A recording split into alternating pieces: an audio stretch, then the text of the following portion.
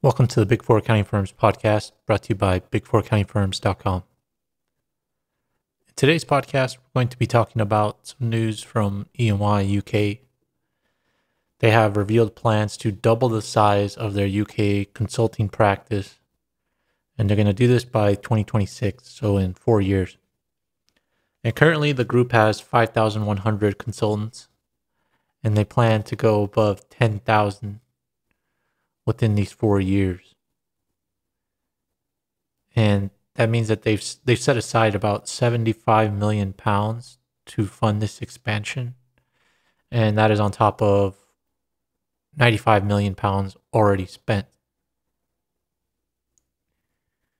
And they have multiple reasons of why they're going to do this. They say that the pandemic has changed business model and changed management teams and forced them to look into new technologies and ways of working in their organizations. And they also said that companies are grappling with a convergence of challenges from the pandemic, climate change, geopolitical uncertainty, and operating in a post-Brexit world.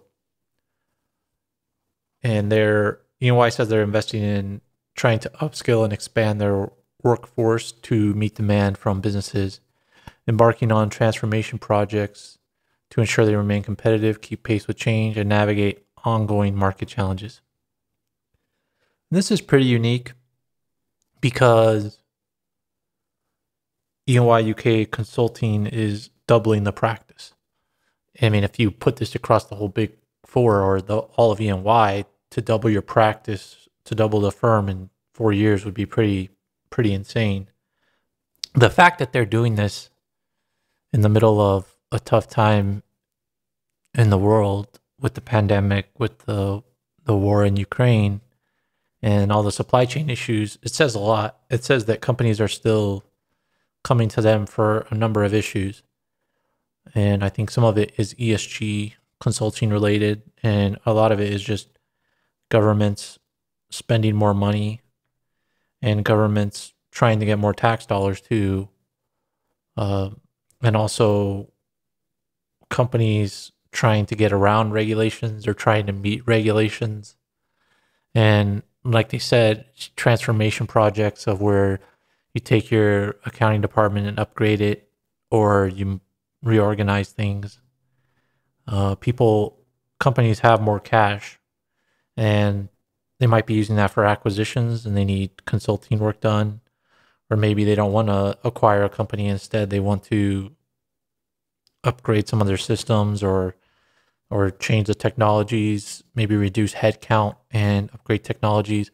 But this is a huge investment by E&Y UK to double their practice for consulting in the face of this economy. And they're doubling it in the country. They're not doubling like contractors outside of the country. This is within the country. So this means that they have a pipeline of good revenue. That means they've probably already won some really huge projects, because Big Four don't really do this unless they've won a huge project. But the only caveat I would put on that is that, remember, this is going to be over 4 years. So, and nobody's going to check on the Big Four that they actually do this unless they're getting some kind of tax break from local governments. But otherwise, nobody's going to actually come back and make sure that they've actually done this. So it's a good headline to put out there. It's a good thing to put out there for recruits, or to get people interested in EY. And I mean, it works. We're talking about it. But it's not, nobody's necessarily going to keep them, keep them honest about this. And another thing to remember is that they're planning on doubling the practice. But whether that actually happens, it remains to be seen, because in the Big Four, you have to remember there's tons of turnover. It's normally double-digit turnover. So the possibility of them actually getting above 10,000 by 2026, I don't really see it happening. You can say we're going to hire 5,000 people, but I don't know if they can actually retain all of those people. But if you are a consultant or want to be a consultant in the UK, or maybe you have a degree in the UK and you don't know what to use it on, or you have a friend that has a degree and they don't know what to use it on. EY UK is going to be hiring a lot of people. And that's another thing that I would say is a caveat from this, is they're not saying what level of salary these people are going to get.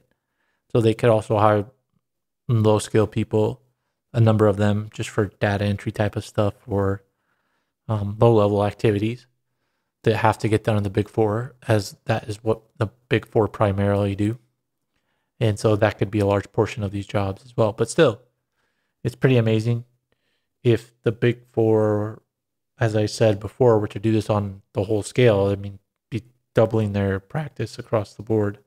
But it's pretty big news. It's a big investment in the face of multiple crises around the globe, especially in Europe. And for them to go ahead and commit to this is pretty big news. It's a sign that there's high demand for the Big Four accounting firms around the world, even in the face of declining markets and crazy stuff going on. And that's not necessarily how it's always been. As we saw during COVID, Big Four got scared really fast. But then growth in large companies and large governments kept on going. So they actually did pretty well. And that's continuing now. And they feel confident now.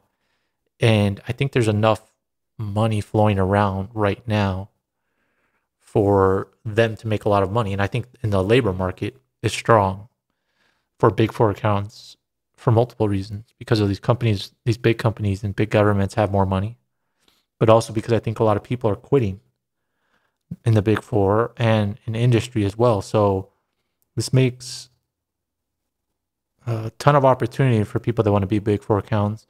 You don't necessarily have to try as hard as you would have in prior years. It's going to be easier to get hired, in my viewpoint. And it's going to be easier to keep your job and get good reviews and good raises as well. So it's up to you out there to take advantage of it and, help your friends out, help other people out, become aware of this and take advantage of this time period of a strong job market in the Big Four accounting firms. But that's the podcast for today. Make sure to subscribe to this podcast to get future updates and check out the show notes for useful links. Thanks for listening.